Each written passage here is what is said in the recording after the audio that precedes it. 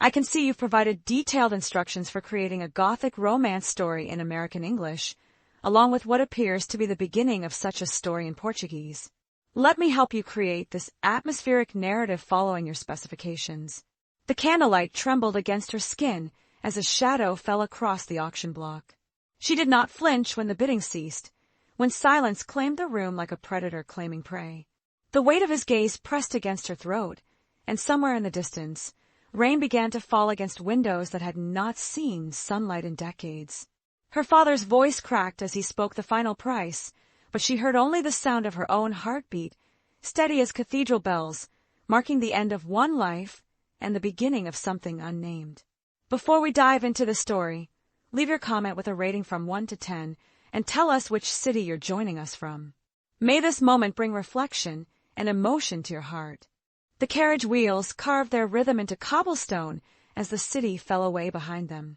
Each turn of the wheel seemed to pull her further from everything she had ever known, yet she felt no urge to look back through the rain-streaked glass. The man beside her sat in perfect stillness, his hands folded over leather gloves that had never known honest work. Count Aldrich, she had heard the name whispered in the shadows of the auction house, carried himself like winter itself, beautiful and merciless. The scent of sandalwood and something darker clung to the velvet interior. She pressed her fingers against the window, watching her breath cloud the glass, and wondered if this was what dying felt like. Not the brutal end she had always imagined, but the slow dissolution, this careful erasure of the girl who had swept floors and mended tears in clothing that would never belong to her. Her name was Celeste, though no one had spoken it aloud in 3 years. Since her mother's death, she had been simply the girl, or my ward in her stepfather's mouth, words that tasted of ash and unfulfilled promises. The man who had raised her after her mother's passing had never looked at her without calculating her worth in silver. Tonight, he had finally collected his payment. The Count's voice cut through her reverie like a blade through silk. "You are not what I expected." She turned from the window, studying his profile in the dim carriage light. His features were carved from shadows and starlight, beautiful in the way that dangerous things often were. Dark hair fell across his forehead, and his eyes held depths that seemed to swallow light rather than reflect it. "What did you expect?" The words escaped before she could stop them, surprising them both with their steadiness. A smile ghosted across his lips, not warmth, but acknowledgement. Fear. Tears. The usual performance of innocence. "I am not innocent." The admission fell between them like a stone into still water. "But I am not afraid of you either." His gaze sharpened, studying her face as if she were a puzzle he had not anticipated needing to solve. The carriage swayed as they climbed higher into the mountains, leaving behind the last traces of civilization. Ancient trees pressed close to the road, their branches reaching across the path like gnarled fingers seeking to touch something forbidden. "Tell me about the pendant you wear." Her hand moved instinctively to the silver moon at her throat. It was warm against her fingertips, always warm, even on the coldest nights. It was my mother's, the only thing that truly belonged to her. "And what did she tell you about it?" The question carried weight beyond its words. Celeste felt the familiar tingle that came when she held the pendant too long, the sensation of standing at the edge of a cliff with wind at her back. "She said it would protect me when she could not." Thunder rolled across the sky above them, and rain began to fall in earnest. The Count leaned back against the cushions, his expression unreadable. "Your mother knew things, didn't she? Things that frightened ordinary people." It was not a question, and Celeste found herself nodding before she realized she had decided to answer. Her mother had indeed been different, gifted with dreams that came true, with an ability to see sickness before it showed itself, with hands that could soothe pain in ways that medicine could not. The local priest had called it witchcraft. Her stepfather had called it inconvenient. "She saw you coming," Celeste said quietly. In her dreams, before she died, a man with winter in his eyes who would claim what belonged to him. The Count's stillness became absolute. Outside, lightning split the sky, illuminating the world in stark silver. In that moment of brilliance, Celeste saw something flicker across his features, recognition, perhaps, or something closer to fear. What else did she see? But before Celeste could answer, the carriage lurched to a stop. Through the rain, She could see the outline of massive stone walls rising from the mountainside like the bones of some ancient creature. Towers stretched toward the storm clouds, their windows glowing with amber light that seemed to pulse with the rhythm of a sleeping heart. Castle Ravencrest. Even the name carried shadows. The Count opened the carriage door, rain immediately soaking his dark coat. He turned back to offer his hand, and Celeste hesitated for only a moment before placing her fingers in his. His skin was fever-warm despite the cold, and she felt that familiar tingle from her pendant spread up her arm like wildfire. "Welcome home, Celeste." His voice carried over the storm, and she realized with a start that she had never told him her name. The great hall swallowed them whole. Vaulted ceilings disappeared into darkness above, and tapestries older than memory hung from stone walls that wept with perpetual dampness. Servants appeared from the shadows like ghosts, taking their wet cloaks with downcast eyes and movements too precise to be entirely human. Not one of them spoke, and their footsteps made no sound against the polished stone. Celeste's pendant grew warmer against her throat as she followed the Count deeper into his domain. Portraits lined the walls, generations of noble faces watching with painted eyes that seemed to track her movement. Each one bore the same aristocratic features as the man beside her, the same unsettling beauty that spoke of bloodlines both ancient and strange. "My ancestors," he said, noticing her gaze. "Each one died young, and each one died beautifully. It is something of a family tradition." A fire roared in the massive hearth, casting dancing shadows that writhed like living things across the walls. The Count moved to stand before it, and the flame seemed to bend toward him, drawn by some invisible magnetism. When he turned back to face her, his eyes reflected the firelight in ways that made her pulse quicken. "You must be hungry." It was not really a question. "Mrs. Blackwood will show you to your rooms and see that you have everything you require." An elderly woman materialized from the shadows as if summoned by thought alone. Her gray hair was pulled back severely, and her black dress rustled like crow's wings as she moved. Her face was kind but worn, like weathered stone shaped by too many storms. "Come along, child," Mrs. Blackwood said, her voice carrying the hint of an accent Celeste could not place. "The Count keeps strange hours, but we shall make sure you are comfortable." As they climbed the spiraling stone staircase, Celeste caught glimpses of other rooms through partially open doors. A library with shelves that reached toward infinity, filled with books bound in leather that gleamed like fresh blood. A conservatory where impossible flowers bloomed in perpetual twilight, their petals the color of midnight and their scent heavy with secrets. A music room where a harpsichord sat waiting, its ivory keys yellowed with age and stories untold. "How long have you served the Count?" Celeste asked as they reached the landing. Mrs. Blackwood paused, her hand resting on the iron banister. "Time moves differently here, child. I came to Castle Ravencrest as a young woman, much like yourself. That was many years ago." The corridor stretched before them, lined with doors that all looked identical save for the intricate iron locks that adorned each one. Mrs. Blackwood led her to the end of the hall, where a heavy oak door stood slightly ajar. The room beyond was larger than any space Celeste had ever called her own. A four-poster bed dominated the center, draped in curtains of deep burgundy velvet. A writing desk sat beneath tall windows that offered a view of the storm-lashed courtyard below. But it was the mirror above the fireplace that drew her attention, an enormous oval of silver glass framed in carved obsidian. Something about it made her skin crawl, as if she were being watched by invisible eyes. "The Count has requested that you join him for dinner tomorrow evening," Mrs. Blackwood said, moving about the room with practiced efficiency. She lit candles with a long taper, and the warm light revealed details that the storm had hidden. Fresh flowers, roses black as midnight, filled a crystal vase on the mantelpiece. "Until then, you are free to explore the castle as you wish. Only the tower rooms are forbidden." "Why?" Mrs. Blackwood's movements stilled for just a moment. "Some doors are better left unopened, child. Some hungers are better left unfed." After the housekeeper departed, Celeste stood alone in the center of her new prison.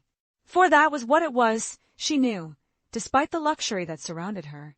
She had been bought and paid for, delivered like a package to a man whose very presence made her blood sing with warning and desire in equal measure. She moved to the window, pressing her palm against the cool glass. Lightning illuminated the courtyard below, revealing a garden where no normal plant should grow. Even in the storm, she could see the twisted beauty of it. Trees that bore fruit like hanging jewels, flowers that bloomed in colors that had no names, and at the center, a fountain carved from black stone where water flowed upward, defying every law of nature. The pendant at her throat pulsed once, warm as a heartbeat, and suddenly she could hear her mother's voice as clearly as if she stood in the room. When the time comes, you must choose between what you are and what you could become. But remember, my darling, some choices cannot be undone. Celeste closed her eyes and pressed her forehead against the window. Below, in the impossible garden, something moved among the shadows. A figure tall and dark, standing motionless beneath a tree whose leaves appeared to be made of silver.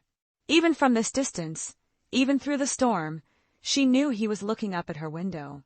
Count Aldrich stood in his garden like a pillar of darkness, and she understood with sudden, crystalline clarity that this was only the beginning. Whatever her mother had seen in her dreams, whatever strange inheritance had brought her to this place, it was awakening now.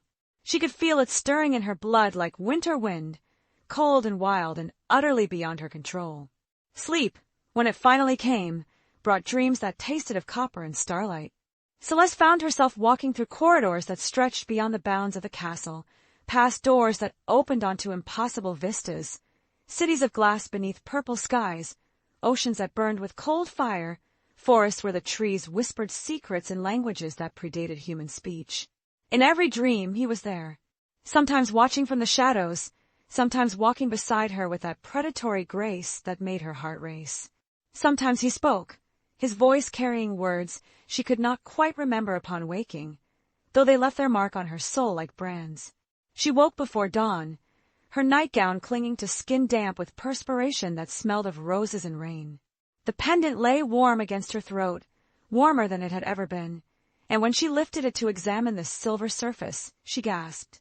For just a moment, the moon-shaped metal had reflected not her face, but another, a woman with eyes like her own but hair white as winter, lips curved in a smile that held both love and terrible warning. Her mother! But not as she had been in life. This was something else, something that existed between memory and prophecy. Celeste rose and dressed quickly in one of the gowns that had appeared in the wardrobe overnight. Deep green silk that fit as though it had been sewn specifically for her body, with sleeves that tapered to points over her hands and a neckline that left her collarbones bare. When she looked in the obsidian-framed mirror, she barely recognized herself. The girl who had scrubbed floors and mended tears was gone, replaced by someone who looked as though she belonged in a fairy tale, beautiful, mysterious, and slightly dangerous. The castle felt different in daylight. Shadows that had seemed menacing in the storm now revealed themselves as architectural marvels, flying buttresses that arced like frozen dancers, windows set with stained glass that painted rainbow patterns on the stone floors, carvings so intricate they seemed to move when observed from the corner of one's eye. She made her way to the library, drawn by an impulse she could not name. The room was even more magnificent than her glimpse the night before had suggested. Books rose in towers around her, their spines gleaming with titles and languages both familiar and strange. Latin, Greek, French, but also scripts that seemed to shift and change when she looked directly at them, symbols that hurt her eyes to contemplate. "You read, then." His voice came from behind her, and she turned to find Count Aldrich emerging from between the stacks like a shadow given form. In daylight, he was even more compelling than he had been in the carriage.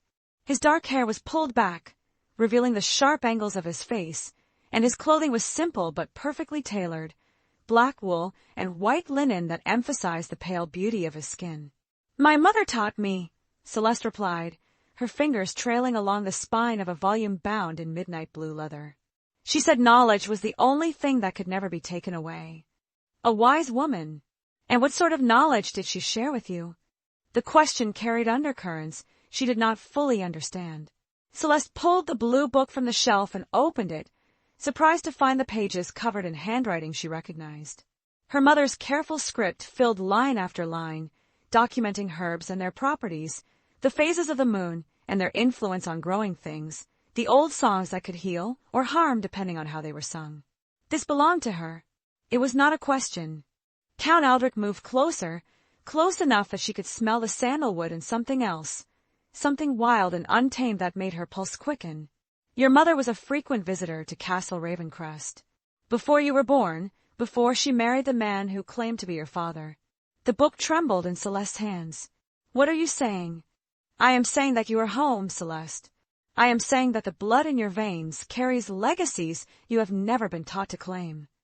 His fingers brushed against hers as he took the book, and where their skin touched, she felt electricity jump between them.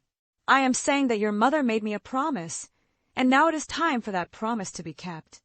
Before she could ask what promise, what legacy, the sound of approaching footsteps echoed from the hallway. Count Aldrich stepped back with fluid grace, placing appropriate distance between them, just as Mrs. Blackwood appeared in the doorway. Forgive the interruption, my lord, the housekeeper said, though her eyes remained fixed on Celeste with something that might have been concern. Lady Margarethy has arrived and requests an audience. Something flickered across the Count's features. Irritation, perhaps, or something darker. Tell my cousin that I am indisposed. Miss Celeste and I have much to discuss. I'm afraid she was quite insistent, my lord. She mentioned urgent family business. The Count's jaw tightened almost imperceptibly. He handed the book back to Celeste, his fingers lingering against hers a moment longer than necessary. Keep this close. There are things within those pages that will serve you well in the days to come. As he moved toward the door, he paused beside her, his breath warm against her ear. Be careful whom you trust, Celeste. Not everyone in this house wishes you well. And then he was gone, leaving her alone with Mrs. Blackwood and a silence that seemed to pulse with unspoken warnings. The housekeeper's expression had grown troubled, and she wrung her hands in her apron as if fighting some internal battle. Child, she said finally, her voice barely above a whisper, there are things about this place, about the Count, that you must understand. But not here. Too many ears listen in the daylight. Then when? Tonight, after the dinner. Come to the kitchen when the clock strikes midnight, and I will tell you what your mother would want you to know. Lady Margarethy Ravencrest swept into the dining hall like a storm-given form. She was tall and elegant, with silver hair piled high in skin, so pale it seemed translucent. Her gown was the color of dried blood, and diamonds glittered at her throat like captured starlight. When her eyes fell upon Celeste, something cold and appraising flickered in their depths. So this is the little orphan who has captured my cousin's attention.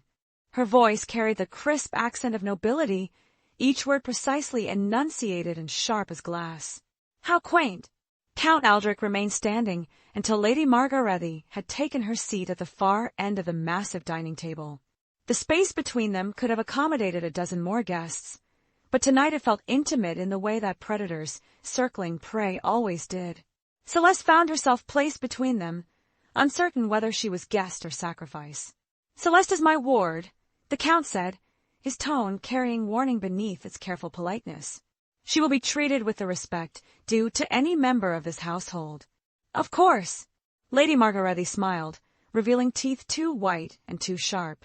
Though I confess surprise at your sudden interest in charity work, cousin. It has been so long since you've taken in strays.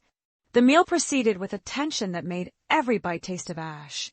Servants moved like ghosts between the courses, their faces carefully blank as they served delicacies that Celeste had never imagined. Quail stuffed with exotic fruits, wine that sparkled like liquid rubies, desserts that seemed to glow with their own inner light. Throughout it all, Lady Margarethy maintained a steady stream of conversation that felt more like interrogation. Tell me, dear, she said, dabbing at her lips with a napkin that probably cost more than Celeste's former wardrobe, what became of your parents? Such a tragedy, losing one's family so young. My mother died of fever 3 years ago. Celeste kept her voice steady, though her pendant seemed to pulse with heat against her throat. My stepfather raised me until he sold you. The words hung in the air like poison. How very practical of him. And your real father? Surely your mother mentioned him. Something flickered in the Count's eyes, a warning that Lady Margarethy either missed or chose to ignore. Celeste felt exposed, vulnerable, as if layers of carefully maintained composure were being stripped away one by one. My mother never spoke of him. How convenient. Lady Margarethy's smile never wavered, but ice crept into her voice. And yet you wear such an interesting pendant. Very old, if I'm not mistaken. Very powerful. Before Celeste could respond, the Count's hand came down on the table with enough force to make the crystal sing. Enough, Margarethe. Your curiosity exceeds your manners. Does it? Or perhaps my concern exceeds yours. Lady Margarethe rose from her chair with fluid grace, moving around the table like a serpent scenting prey. Tell me, cousin, have you informed your little pet about the family history? About what happens to young women who wear such trinkets in this house? The temperature in the room seemed to drop 10 degrees. Celeste's breath came out in small puffs of vapor, and frost began to form on the surface of her wineglass. The Count rose as well, and suddenly the dining hall felt too small to contain the forces gathering within it. I suggest you retire for the evening, Margarethe. The mountain air seems to have affected your judgment. My judgment is perfectly sound.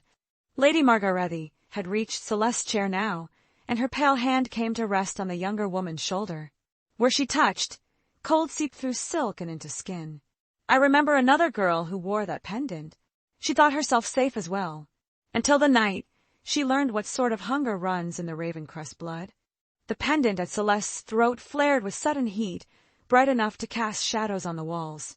Lady Margarethe jerked her hand back with a hiss, and for just a moment, Celeste saw something inhuman flicker across the older woman's perfect features, something with too many teeth and eyes like winter stars. Get out! The Count's voice carried absolute authority. Now! Lady Margarethe straightened, smoothing her skirts with hands that trembled only slightly. As you wish. But remember, cousin, some appetites cannot be denied forever, and some bloodlines carry hungers that transcend generations. She glided from the room, leaving behind only the scent of frost and old roses. The Count remained standing until her footsteps faded, then moved to close the dining hall doors. When he turned back to Celeste, his expression was carefully controlled, but she could see storm clouds gathering in his eyes. I apologize for my cousin's behavior. She has never learned the value of discretion. What did she mean? Celeste's voice came out smaller than she intended. About the girl who wore this pendant before me.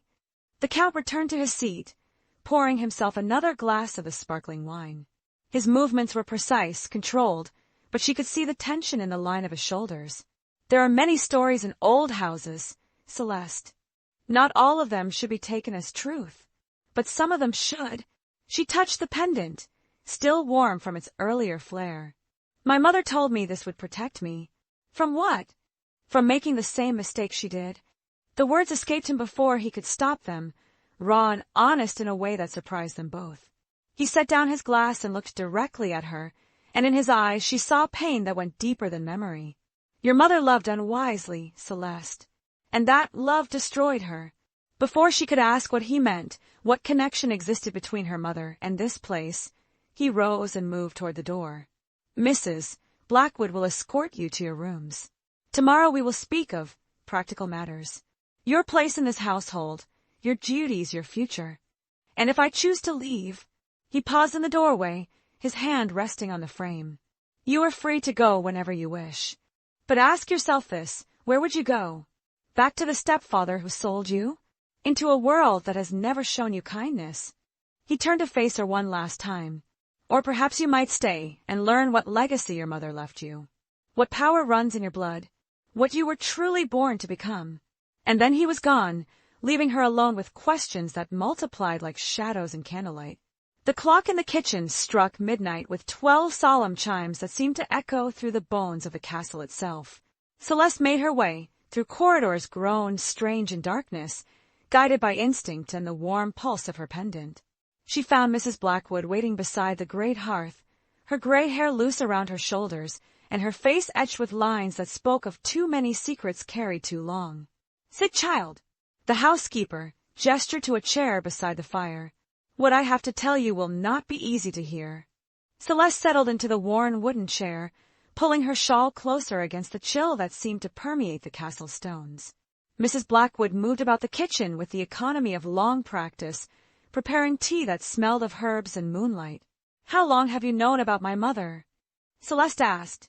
I knew her before you were born, before she left this place and tried to make a life in the world below.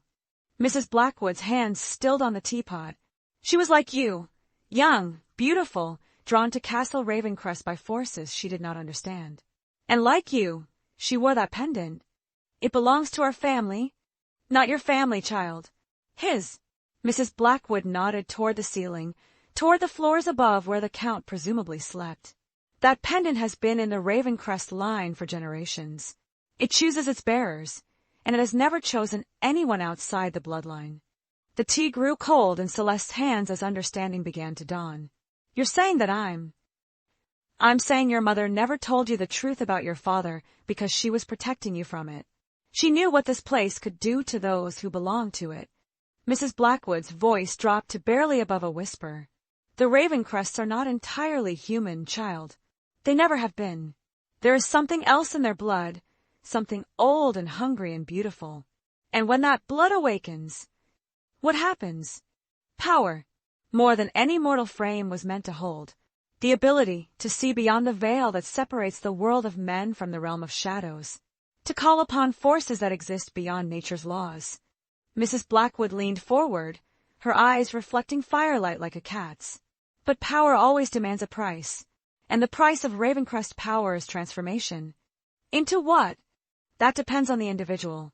Some become creatures of pure shadow, able to move between worlds at will but never again able to touch sunlight. Others develop appetites that can only be satisfied by unusual means. Still others gain the ability to see the future, but are driven mad by visions of what is to come. Celeste set down her untouched tea with trembling hands. And Count Aldrich? He has managed to maintain his humanity longer than most. Perhaps because he had a strong will to begin with, or perhaps because he found ways to moderate his hungers. But the blood calls to blood, child. Having you here, so close, with power just beginning to stir in your veins. Mrs. Blackwood shook her head. It may be more temptation than even he can resist. What do you mean? The transformation can be triggered by strong emotion, by proximity to others of the bloodline, by... Mrs. Blackwood hesitated, then continued more quietly, by intimate contact with one who has already changed. Your mother learned this too late. Horror crept up Celeste's spine like ice water. My mother, what happened to her? She loved him. Truly, completely, despite knowing what he was. And for a time he resisted. For a time, love was stronger than hunger. But the night you were conceived, Mrs. Blackwood did not need to finish. Celeste could see the truth in the older woman's eyes, could feel it resonating in her bones like a tolling bell. Her mother had transformed, had become something other than human, and rather than risk what she might become, what she might do to her unborn child, she had fled. She died of fever, Celeste whispered. She died of separation from this place, from him, from the source of power that was killing her even as it transformed her. She chose slow death over monstrous life. Mrs. Blackwood reached across the space between them and covered Celeste's hands with her own. And now you are here, and the blood is awakening in you, and he knows it. Can you not feel the way he looks at you? The hunger barely held in check. Celeste could feel it, had been feeling it since the moment she stepped into his carriage. The pull between them, magnetic and dangerous, promising ecstasy and destruction in equal measure. What should I do? Leave. Tonight, before the change progresses any further. Before you lose the ability to choose your own fate. But even as Mrs. Blackwood spoke the words, they both knew it was already too late. The pendant at Celeste's throat pulsed with increasing heat, and she could feel something stirring in her blood like wine coming to boil. Power uncurling in her veins, reaching toward the source that had sired it. Somewhere in the darkness above them, she heard the sound of footsteps. Slow, measured, purposeful, moving through the castle with predatory grace. Coming for her. He knows we've spoken, Mrs. Blackwood breathed, rising from her chair with the jerky movements of the terrified. He can sense the awakening in you. Child, if you value your soul, run. Now. While you still can. But Celeste remained seated, her hands steady despite the fear that should have been consuming her. Because along with the terror came something else, anticipation. Hunger. A dark craving she had never allowed herself to acknowledge. The footsteps were closer now. In the hallway outside the kitchen. At the door. No, she said quietly, and her voice carried new harmonics, deeper notes that seemed to resonate in the stones themselves. I think it's time I learned who I really am. The kitchen door opened without sound, and Count Aldrich stepped into the circle of firelight like a shadow given perfect form. His hair hung loose around his shoulders, and his eyes reflected flame in ways that belonged to no human gaze. When he looked at Celeste, she felt the weight of his attention like a physical caress, dangerous and intoxicating. "Mrs. Blackwood," he said, his voice carrying notes that made the older woman flinch. "You have been telling stories. Only the truth, my lord." "Mrs." Blackwood's voice trembled, but she stood her ground. "The child deserves to know what she faces." "Does she?" He moved closer, and the temperature in the room shifted, becoming charged with electricity that made the hair on Celeste's arms rise. "Or perhaps she deserves the chance to discover her nature without the burden of other people's fears." "My lord, please. You know what happened before. You know the pain that came of it." Something flickered across the Count's features, grief, perhaps, or regret deeper than mortal understanding. "I know that love constrained by fear is no love at all. I know that power denied becomes power corrupted." His gaze shifted to Celeste, and she felt herself caught like a moth in amber. "And I know that some destinies cannot be escaped, only embraced." Mrs. Blackwood moved toward the door, her steps quick and frightened. "Forgive me, child. I have done what I could." And then they were alone. The silence stretched between them, filled with the crackling of wood in the hearth and the sound of rain against leaded windows. Celeste remained seated, her hands folded in her lap, though every instinct screamed at her to run. But where could she go? What life awaited her beyond these walls? "You are not afraid," he observed, moving closer still. "I am terrified," she admitted, "but I am also curious." "Curious about what?" "About what I am. What I could become." She lifted her chin, meeting his inhuman gaze directly. "About what my mother was running from." He smiled then, and the expression transformed his face from beautiful to transcendent. "Your mother was not running from something, Celeste. She was running to it. To you. To the possibility that her daughter might succeed where she had failed." "Failed at what?" "At finding the balance between power and humanity. At learning to embrace her nature without being consumed by it." He knelt beside her chair, bringing them to eye level. "Your mother was strong, but she was also afraid. Fear made her weak when she needed to be strong, made her flee when she should have stayed and learned to control what she was becoming. And you think I am different? I know you are different. I can feel the power in you, pure and untainted by fear. You do not shrink from what you might become. You want to understand it." His hand moved to cover hers, and where their skin touched, lightning seemed to dance beneath the surface. "I can teach you, Celeste. I can show you how to harness what runs in your blood without losing yourself to it." "And what would you want in return?" The question hung between them, loaded with implications neither was quite ready to voice. His thumb traced across her knuckles, and she felt her pulse quicken in response. "I want what your mother never allowed herself to want. I want partnership instead of possession. I want someone who can stand beside me as an equal, not cower beneath me as a subject." His voice dropped to barely above a whisper. "I want to not be alone." The honesty in his words hit her like a physical blow. Here was power incarnate, beauty made flesh, a creature that could have anything it desired. And what it desired was companionship, understanding, someone who could see the monster and love the man beneath. "Show me," she said. He rose, extending his hand. "Are you certain? Once you begin this path, there is no returning to what you were." She thought of her life before this place, the cold stepfather, the endless drudgery, the careful hiding of abilities she had never understood. Then she thought of the power stirring in her blood, the possibility of becoming something magnificent and terrible. "I was never meant for an ordinary life," she said, placing her hand in his. He helped her to her feet, and suddenly the kitchen felt too small to contain what was building between them. "Come, there are things I must show you. Places where the veil between worlds grows thin, where you can learn to see as I see." They moved through the castle like ghosts, past sleeping servants and slumbering guardians, up spiral staircases that seemed to climb beyond the bounds of architecture, past doors that opened onto impossible vistas. Finally, they reached a room at the very top of the highest tower, a circular chamber with windows that looked out upon the storm-lashed night. But it was not the view that stole Celeste's breath. It was the room itself, Every surface was covered in symbols that seemed to shift and writhe when observed directly. Candles floated in midair, their flames burning colors that had no names. In the center of the room stood a mirror larger than any she had ever seen, its surface reflecting not their images but something else entirely, swirling mists and distant stars and shapes that moved with predatory grace through spaces between. "This is where it begins," he said, his voice reverent. "The place where your mother first glimpsed what she could become." Celeste approached the mirror slowly, drawn by forces she could not name. As she drew closer, her pendant grew warm, then hot, then blazing against her skin. The reflection in the glass began to change, showing not the storm outside, but another place entirely, a realm of eternal twilight where silver trees bore fruit like hanging moons. "I can see it," she breathed, "because you belong there as much as you belong here.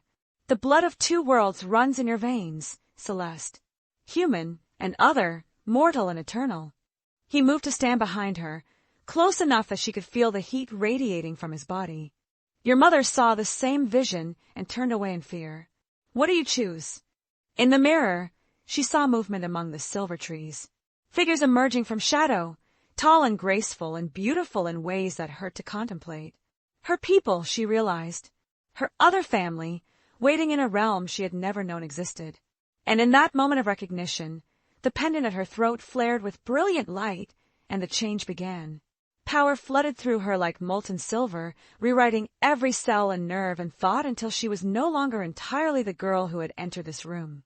Her vision sharpened beyond human capability, revealing layers of reality she had never suspected. She could see the threads of force that connected all living things, could feel the pulse of energy that flowed through the castle's ancient stones. Count Aldrich steadied her as the transformation swept through her, his touch the only anchor in a storm of sensation that threatened to tear her apart. His eyes, when she met them, burned with answering fire, recognition and hunger and something deeper than both. "Breathe," he commanded, his voice cutting through the chaos. "Do not fight it. Let it flow through you and find its natural level." She tried to follow his guidance, but the power was unlike anything she had ever imagined. It wanted to consume, to transform, to remake the world according to its will. Her reflection in the great mirror showed changes beginning. Her eyes now held flecks of silver that moved like living stars, and her hair seemed to float as if suspended in invisible water. "I can see everything," she gasped. "The past, the present, fragments of what might come. Focus on my voice. Use me as your center." She turned toward him, and the sight stole what little breath remained in her lungs. The human mask he wore had fallen away, revealing his true nature for the first time. His skin held the pale luminescence of starlight, and shadows moved beneath its surface like living tattoos. His eyes were pools of liquid midnight shot through with silver fire, and when he smiled, she saw that his teeth were slightly too sharp, too white. Beautiful, terrifying, utterly inhuman. "This is what I am," he said. "This is what you are becoming. What are we? The children of two worlds, born of human mothers and sired by powers that existed before mankind learned to speak." He moved closer, and she felt the magnetic pull between them intensify. "We are the bridge between what is and what could be. And my mother fled before the transformation was complete, tried to live as human when her blood demanded otherwise. The conflict destroyed her slowly, year by year, until her body could no longer sustain the war between her two natures." Celeste felt tears on her cheeks, not of sorrow, but of understanding. Her mother's constant restlessness, her ability to see sickness before it manifested, her knowledge of herbs and healing that went beyond any natural education. All of it made sense now. She was trying to protect me. She was trying to give you a choice she never had. But some destinies cannot be denied, only delayed. His hand cupped her face, thumb brushing away the silver tears. "The question is not whether you will transform, Celeste. The question is whether you will let me guide you through it, or face it alone as she did." Through the great windows, dawn was beginning to break over the mountains. But this was no ordinary sunrise. The light carried colors that belonged to no earthly spectrum, and where it touched the storm clouds, they parted like curtains revealing the realm beyond. "Look!" he breathed. Celeste turned toward the windows, and her transformed vision showed her wonders beyond imagination. Floating cities drifted between the clouds, their spires catching and reflecting light that sung with audible music. Creatures of pure energy danced through the sky, leaving trails of stardust in their wake. And moving between it all, figures that might once have been human but had evolved into something far more magnificent.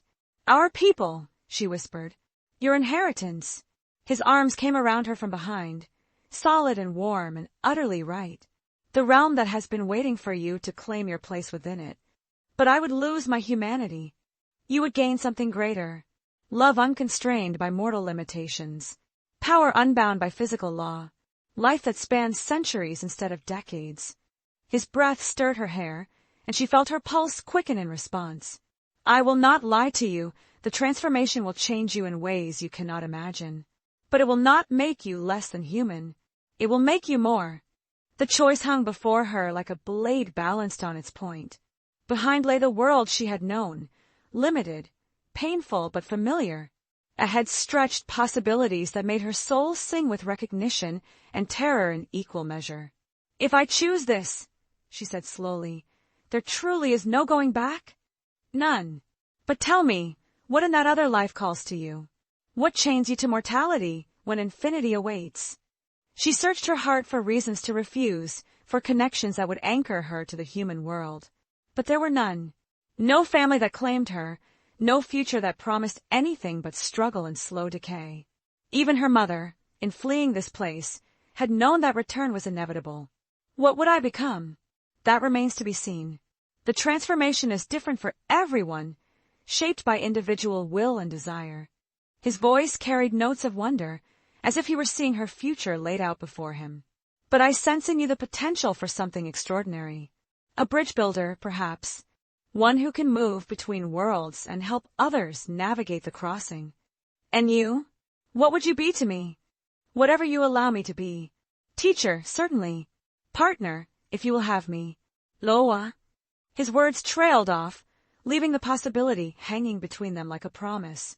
She turned in his arms, meeting his inhuman gaze directly. In his eyes, she saw centuries of loneliness, decades of waiting for someone who could understand what he was without fearing it. And beneath that, she saw love, pure and patient and utterly devoted. "Show me how to begin," she said. The ritual began at sunset, when the veil between worlds grew thinnest and power flowed like wine through the ancient stones. Count Aldrich led her to the heart of the castle, down stairs that spiraled into darkness, past cellars and crypts and chambers that predated human civilization. Finally, they reached a room carved from living rock, its walls covered in symbols that pulsed with their own inner light.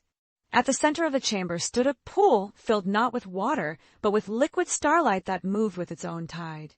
The sight of it made Celeste's pendant burn against her throat, and she could feel the power in her blood responding to its call. "This is where the transformation completes itself," he explained, his voice reverent in the sacred space.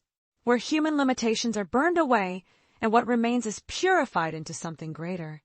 Around the pool's edge, candles floated without support, their flames burning in colors that shifted between silver and gold and deep violet. The air itself seemed to thrum with energy, making her skin tingle and her vision blur at the edges. "Will it hurt?" "Yes, but not in the way you fear. It is the pain of becoming, not of destruction. Like a butterfly emerging from its chrysalis, or a star being born from cosmic dust." He took her hands, and she felt strength flow between them. "I will be with you throughout. You will not face this alone. What must I do?" "Trust. Surrender. Allow the power to remake you according to your deepest nature." His thumb traced across her knuckles, and she felt her pulse steady under his touch. "And remember that on the other side of this transformation waits everything you were meant to be." She nodded, though fear still coiled in her stomach like a living thing. This was the moment of no return, the point beyond which her human life would become nothing more than a half-remembered dream. Slowly, she began to remove her clothes, folding each garment with careful precision. When she stood naked in the chamber's ethereal light, she felt no shame, only a sense of rightness, as if she were shedding not just fabric, but every false identity she had ever worn. The liquid starlight was warm against her skin as she stepped into the pool. It clung to her like silk, seeming to absorb through her pores and travel along her veins. Where it touched, she felt her mortality beginning to dissolve, replaced by something infinitely more complex and powerful. Count Aldrich remained at the pool's edge, his eyes never leaving her face. "Tell me what you feel." "Fire. Ice. Music that has no sound." Her voice came out changed, carrying harmonics that had not been there before. "I can feel my heart slowing, but I'm not dying. I'm becoming something that doesn't need to beat so fast." "Good. Let it happen. Don't fight the changes." The transformation accelerated, rewriting her cellular structure with crystalline precision.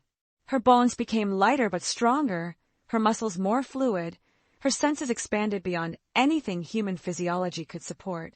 When she looked at her hands, she saw that her skin had taken on a subtle luminescence, as if lit from within by captured moonbeams. But it was the mental changes that proved most profound.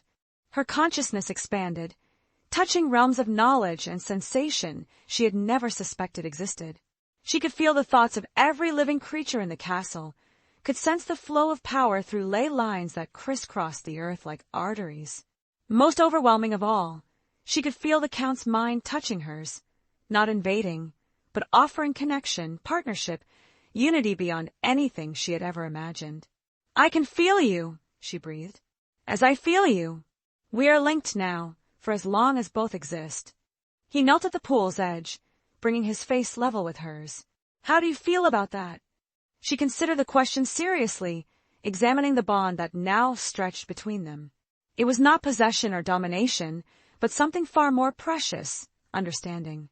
True intimacy of mind and soul. "Complete," she said finally. "For the first time in my life, complete."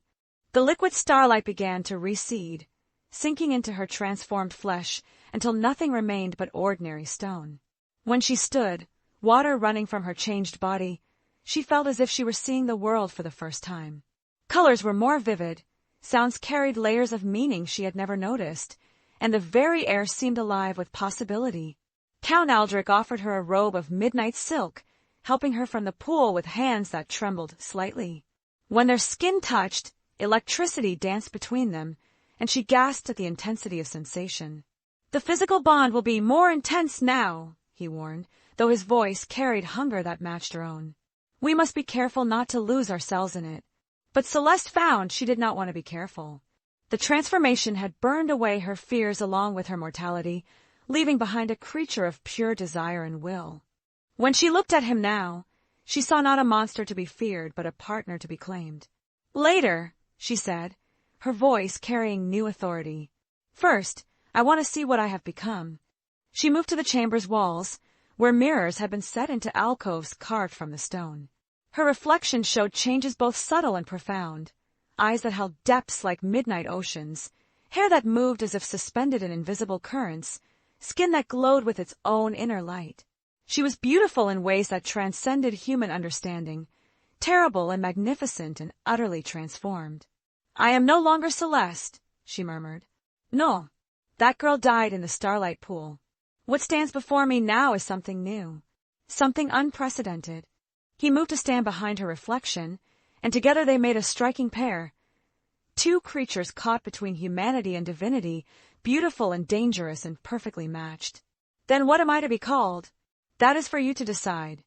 In our world, names carry power. Choose carefully." She studied her reflection, searching for the word that captured what she had become. When it came to her, it felt inevitable, a name that had been waiting in her soul since birth.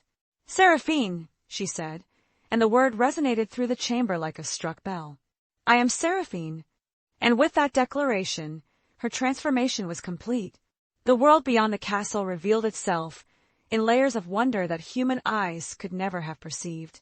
From the tower windows, Seraphine could see the true landscape, not just mountains and forests, but the pathways of power that connected all living things, the streams of consciousness that flowed between realms, the hidden cities where her people dwelt in splendor beyond mortal comprehension. "It is beautiful," she breathed, her hand resting on the window frame. Count Aldrich, who had revealed his true name to be Lysander, stood beside her, sharing her wonder, even though he had seen these sights for centuries. "Beauty is only part of it. We are guardians of the balance between worlds, protectors of the veil that keeps both realms safe from chaos. And the humans? What happens to them when they discover what lies beyond their limited vision? Most never do. They lack the sensitivity to perceive what exists alongside their reality. But occasionally, one is born who can see, who carries the bloodline, however diluted, or possesses a gift that opens their perception. His arm came around her waist, solid and warm and reassuring. Those we watch, some we guide to transformation, others we help forget what they have glimpsed. And those like my mother, who see but cannot accept. We grieve for them, and we learn from their choices. The weeks that followed passed like a beautiful dream. Seraphine learned to harness her new abilities, to walk between worlds, to heal with touch, to see the threads of fate that connected all living things. She discovered that she could sense the thoughts and feelings of humans with startling clarity, could ease their pain and fear without them ever knowing she had been there. But it was the growing bond with Lysander that proved most transformative. What had begun as attraction and understanding deepened into something that transcended ordinary love. They were partners in the truest sense, two halves of a greater whole, each making the other stronger and more complete.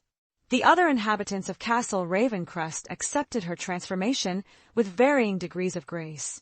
Mrs. Blackwood wept when she first saw what Seraphine had become, but tears of joy rather than sorrow. "You succeeded where your mother could not," the housekeeper whispered. "You found the balance she was searching for." Lady Margarethy proved more problematic. The older woman's jealousy and resentment grew more toxic with each passing day, until finally she challenged Seraphine directly.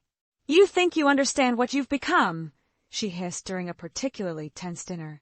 "But power corrupts, little girl. It always has. You may look beautiful now, but give it time. Soon you'll develop the same hungers, the same needs that drive us all." Seraphine set down her wine glass with careful precision. "I am not driven by hunger, Margarethy. I am guided by purpose." "Purpose?" Lady Margarethy laughed, the sound sharp as breaking glass. "And what purpose is that?" "To heal the wounds between worlds. To help others find the balance I have discovered. To ensure that no one else suffers as my mother did." Seraphine's voice carried new harmonics that made the crystal sing. "To love without fear or reservation." "Love!" The word came out like poison. "You speak as if it were something pure and noble. But what happens when the human part of you withers away entirely?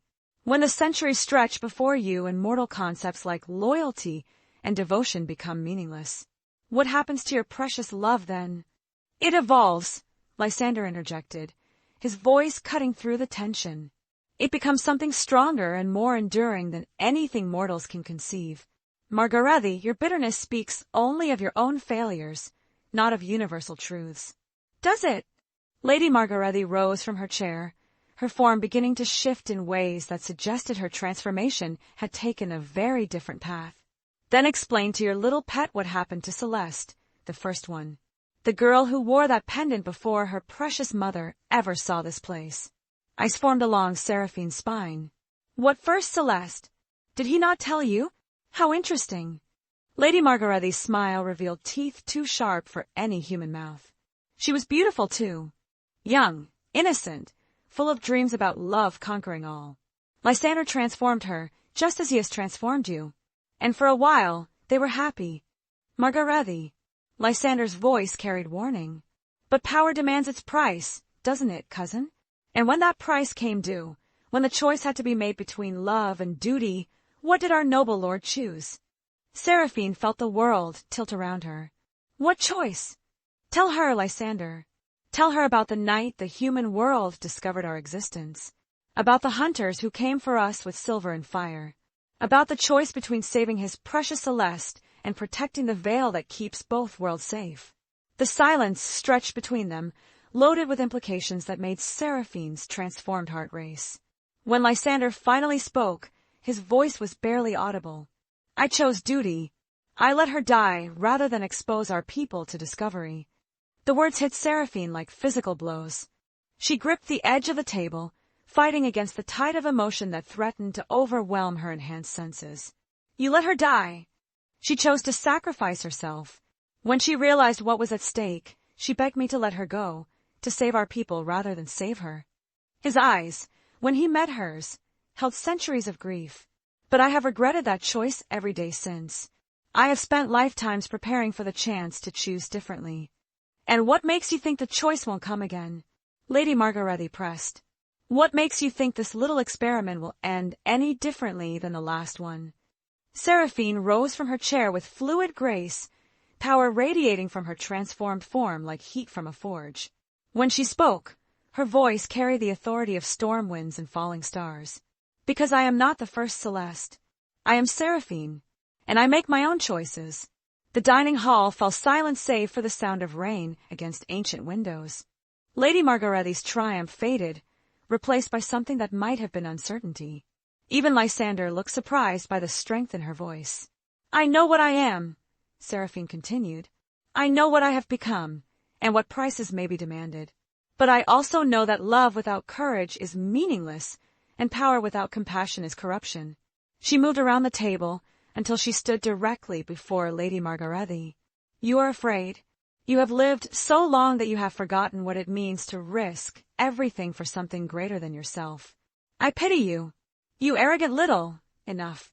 Seraphine's power flared, and every candle in the room flared with it. Your presence here is poison. Your jealousy serves no one. Leave. Now. And do not return. Lady Margarethy straightened, her form wavering between human and something far less pleasant. You cannot banish me. This is my family's castle too. Not anymore. Lysander spoke quietly, but his words carried absolute finality. Seraphine speaks with my voice in this matter. You are no longer welcome here. The older woman's composure cracked entirely. With a sound like breaking glass, she fled the dining hall, her footsteps echoing through the castle until distance swallowed them entirely. In the silence that followed, Seraphine and Lysander stood facing each other across the expanse of polished wood. The truth hung between them, both the pain of past failures and the possibility of future triumph. Can you forgive me? He asked finally. There is nothing to forgive. You made the choice you believed was right. Now we make new choices together. She moved toward him, each step deliberate and sure. The past does not define us, Lysander. What we do now, how we choose to use our power, who we choose to protect, that is what matters. When she reached him, she placed her hands on either side of his face, feeling the life force that pulsed beneath his transformed skin. I love you, not despite what you are, but because of it. Because you carry the weight of responsibility, even when it breaks your heart. Because you have the strength to choose duty over desire when necessary. And if that choice comes again, then we face it together, as equals, as partners. She smiled, and in that expression was all the promise of their shared future. As two souls who refused to let fear dictate their fate. He kissed her then, and in that joining of lips and breath and transformed essence, she felt the last walls between them crumble. They were bonded now beyond any possibility of separation, two beings who had found in each other not just love, but completion. Outside, dawn was breaking over the mountains, painting the sky in colors that belonged to both worlds. From the castle windows, they could see the pathways between realms shimmering like spiders' silk in the morning light. Their domains stretched before them, not just Castle Ravencrest, but the entirety of the borderlands between human and other. What happens now? Seraphine asked. Now we begin our real work. There are others like your mother out there, caught between worlds, struggling to understand what they are becoming. We find them. We guide them. We help them make the choices we have made. His arm tightened around her waist. We protect the balance, but we also protect love. The two need not be mutually exclusive. And the humans who discover us, we decide case by case. Some will need to forget. Others may be ready for transformation. A few may become bridges like you, able to move between worlds and help others navigate the crossing. Seraphine nodded, feeling the rightness of their purpose settle into her bones. This was what she had been born for, not to serve or to hide, but to heal the wounds between worlds and help others find their way home. As the sun climbed higher, bathing Castle Ravencrest in light that seemed to emanate from another realm entirely, she felt a presence touch her consciousness. Gwurm, familiar, beloved. Her mother's spirit, freed at last from the prison of regret and fear. You chose well, my darling, came the whispered thought. You found the path I could not see. And in that moment of connection, Seraphine understood that her mother's sacrifice had not been in vain. Every choice, every moment of pain, every year of separation had led to this, the birth of a new kind of being, one who could bridge the gap between human and other without losing herself to either extreme. If this story found a mirror in your soul, leave your comment and share. Sometimes, what wounds us is what makes us most human.